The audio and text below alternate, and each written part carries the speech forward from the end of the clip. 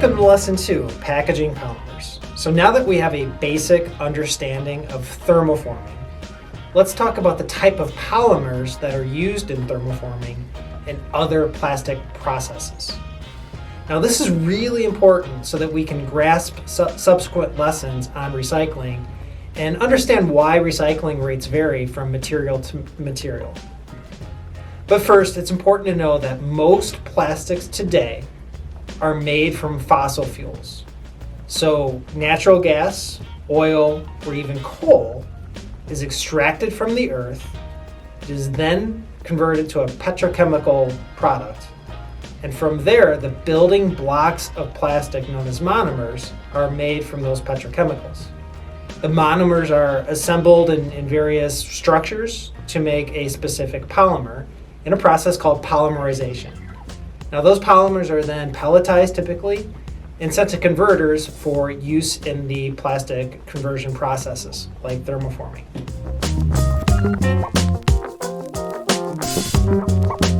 Polyethylene terephthalate, known as PET, is used extensively in the packaging industry.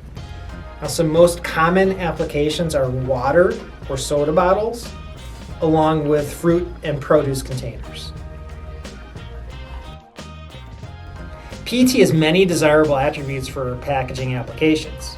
PET can be efficiently molded in a variety of shapes and sizes using technologies such as blow molding or thermoforming. PET has a high level of clarity, allowing transparency to the product. PET packaging is lightweight due to its superior strength and rigidity. Now this is the primary reason why PET packaging has a lower carbon footprint compared to most materials, especially glass and aluminum. PET is the world's most recycled plastic. In fact, about 1.6 billion pounds of PET get recycled in North America every year. The recycling rate for PET bottles is about 29%. The recycle rate for PET thermoforms is around 8%. Recycled PET material can be made into packaging items like bottles and thermoforms. However, a significant amount of PET also gets made into other types of products like fibers. Those fibers can be converted into things like clothing and carpeting.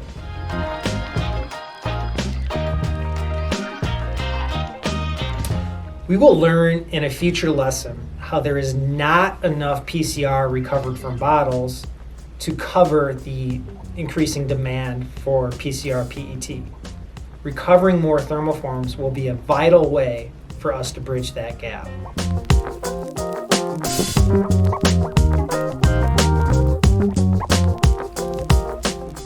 Let's move on to high-density polyethylene. So high-density polyethylene, abbreviated HDPE, is used in a variety of packaging applications. Common household items made from HDPE include milk jugs and chemical spray bottles. HDPE is lightweight due to its low density, despite the name, compared to other polymers. It is highly chemical resistant, making it an ideal choice for chemicals and detergents used in household cleaners. HDPE is a great barrier to moisture vapor, making it a common component for films used to keep food fresh. Also has very high impact strength in freezer grade applications, making it ideal for ice cream containers. HDPE has robust recycled markets for both colored and natural materials. In fact, about 1.5 billion pounds of HDPE is recycled in the US every year. The recycle rate for HDPE bottles is between 26 and 31%, depending on if it's natural or colored. The recycle rate for all other rigid formats of HDPE is about 14%. Recycled HDPE material can get converted back into packaging items like bottles. A significant amount of recycled PET gets used for durable goods like outdoor lumber.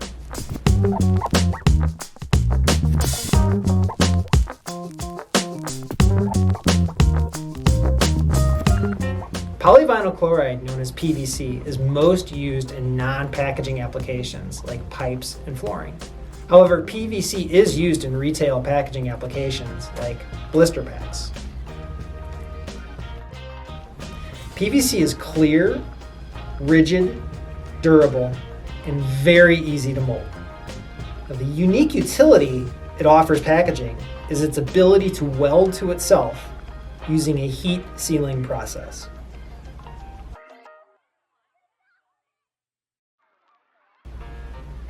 Lack of substantial recycling is the main drawback for PVC.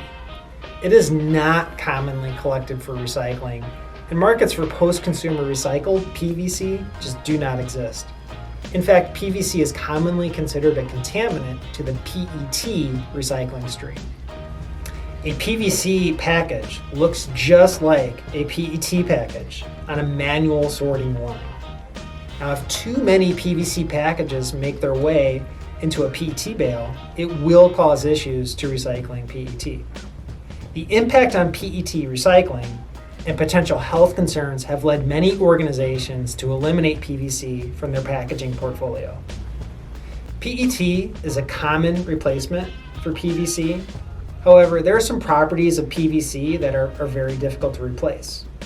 PETG can be another option. We'll talk about that polymer shortly, especially for applications that require welding during a heating process. However, PETG has recycling challenges as well.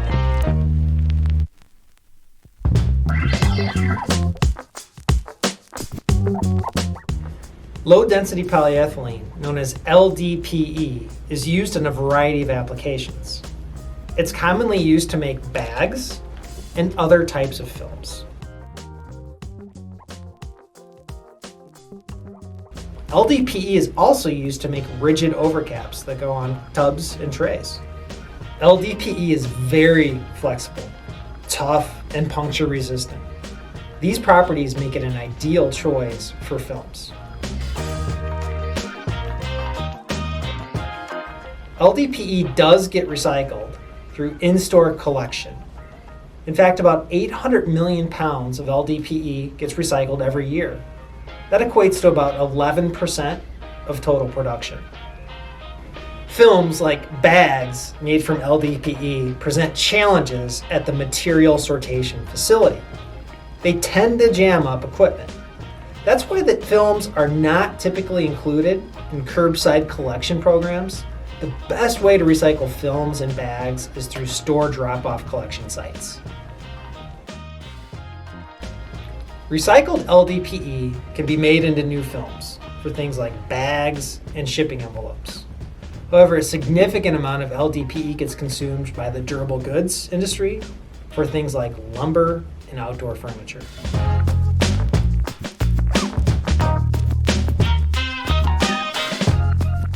Polypropylene, known as PP, is used in a variety of applications, from drink cups, yogurt cups, and rigid trays. Polypropylene has the lowest density of any solid polymer that's used for packaging. It has an ideal blend of physical properties like rigidity and impact strength. Polypropylene can be clarified when transparency to the product is really important. Also, polypropylene can be refrigerated and microwaved without compromising its performance. Polypropylene does get recycled, but at a lower rate than some of the polymers we've talked about earlier, like PET and high-density polyethylene. In fact, about 10% of rigid polypropylene gets recycled on an annual basis. Polypropylene's utility in a wide variety of applications is what makes it difficult to identify in a manual sorting line. If recyclers can't identify and sort out polypropylene items, they send them to low-value mixed plastic bales. Recyclers that can identify them pull them out and separate them into polypropylene bales.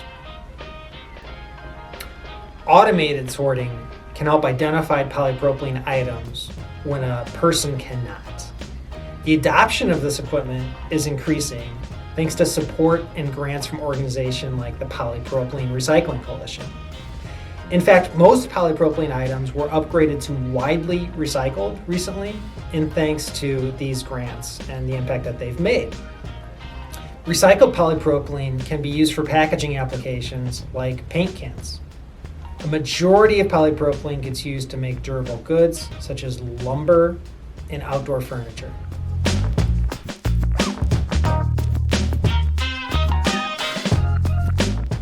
Polystyrene, known as PS, is used in a wide variety of packaging applications, either in foamed or solid formats. Some common packaging items made from polystyrene include foamed meat trays and drink cups. You may have also heard the term high-impact polystyrene, or HIPS. That's polystyrene that has been modified to improve its impact strength. Polystyrene has the lowest density of any polymer when in its expanded or foamed format. Foam polystyrene and its insulated properties make it an ideal material of choice for things like coolers and hot beverage containers. The lightweight nature of foam polystyrene provides greenhouse gas emission benefits during transportation. The main drawback of polystyrene is that it is not currently recycled at a high rate. In fact, only about 3% of polystyrene is recycled on an annual basis.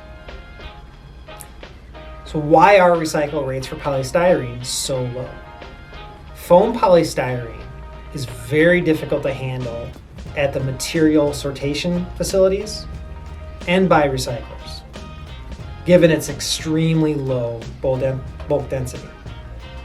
Many curbside recycling programs prohibit polystyrene from collection in their bins. Given challenges with recycling, many municipalities have moved to prohibit the use of foamed polystyrene in their areas, and this includes things like takeout containers. Now, when polystyrene does get recycled, it can be turned into new packaging items like plant seedling trays. Also, a lot of recycled polystyrene is consumed in the durable goods industry. Polyethylene terephthalate glycol, known as PETG, is primarily used in specialized packaging applications. For example, it is made into rigid trays which protect very sensitive medical devices. It can be also used in retail packaging applications like jars and clamshells.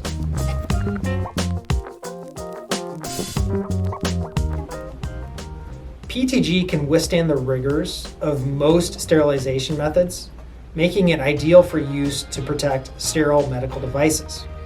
It can also be welded to itself using conventional heat sealing methods, making it ideal for retail applications that require that utility. It also has very good clarity, making it a suitable replacement for glass when durability and shatterproof clarity is required. The main drawback of PETG is that it is not recycled at scale today. Now, why is that? A PETG package looks just like a PET package on a manual sorting line. If too many PETG packages are sorted into a PET bale, it could contaminate the PET recycling stream. Many PETG rigid trays are used in clinical settings like hospitals. Now, although a majority of these trays never come into contact with biohazard materials, hospitals lack the space to efficiently collect and store these materials for recycling. Organizations are turning to advanced recycling methods to recycle PETG. Now, we're going to talk more about how these technologies could play a role in increasing the recycling of PETG and other materials in our next lesson. Also, it's important to note that organizations like the Healthcare Plastics Recycling Council are galvanizing methods to efficiently collect these materials for recycling.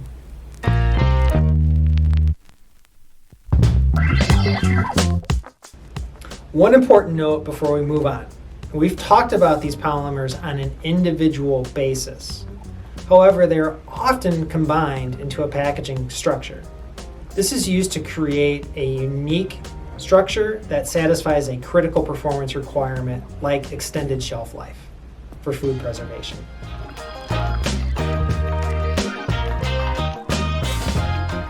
These mixed material structures can create challenges for recyclers if they are incompatible and not easy to separate. These materials are typically bonded together using strong adhesive tie layers in a co-extrusion process. Makes them almost impossible to separate. Many organizations are seeking mono-material structures to replace these mixed material structures for recycling purposes. However, replacing them without compromising performance can be a real challenge. Now, if the results of that compromise in performance have a negative environmental impact, like food spoilage, the positive impacts gained by moving to a recyclable structure may not be significant enough to offset those negative impacts. That's why balancing performance needs with responsible end-of-life outcomes are critical to consider when designing packaging. This concludes our lesson on commonly used packaging polymers. Now, in this lesson, we learned about the common polymers used in packaging types. We learned about how different polymers have different recycling rates and why. We talked about what recycled items these recycled materials can be turned into. Then we concluded our lesson talking about how mixed materials are often used for critical performance criteria, but they can create issues with recycling. All right, now that we have a basic understanding of thermoforming and polymers, let's take a deep dive into recycling.